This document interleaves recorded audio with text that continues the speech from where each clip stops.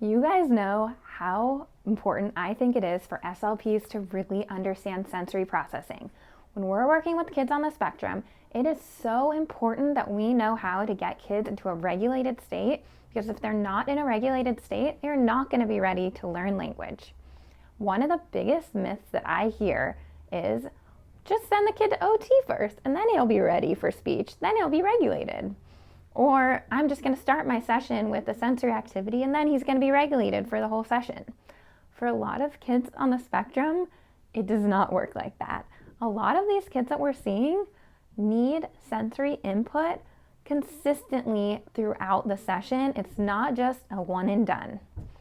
So what I like to tell therapists is, instead of planning our sensory activities and doing one and then do a language activity, do it together. So instead of doing spaghetti arms and then singing the hello song, do spaghetti arms while singing the hello song. Instead of jumping on the trampoline and then singing Five Little Monkeys with the felt board, have them jump on the trampoline while you're singing it and jump on and off to move the pieces to the felt board. So we always want to think about what are ways that we can integrate sensory activities into our sessions, because for most of our kids, it's not going to be enough just to do a sensory activity at the beginning of the session, or one in the middle, or one at the end. A lot of the times our sessions have to really have sensory activities throughout the whole session. So something you could think about, say your goal is even more structured language-based. So say it's a WH questions goal.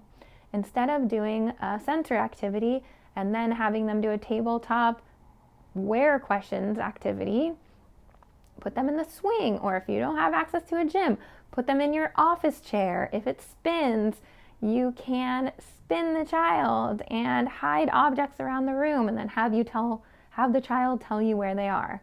So there are ways that you can integrate sensory activities into everything you do.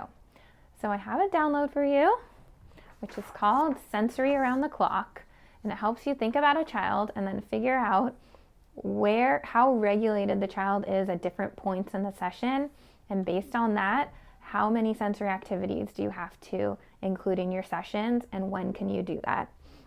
So you're going to reflect on that and you're going to start thinking about sensory activities that are really going to help your child that you're working with. So remember, a lot of times sensory activities and getting a child regulated is not a one and done. It's not send them to OT and then they'll be ready for speech. It's how can we turn our speech sessions into a session where the child is really regulated, because we can target both language and sensory processing at the same time.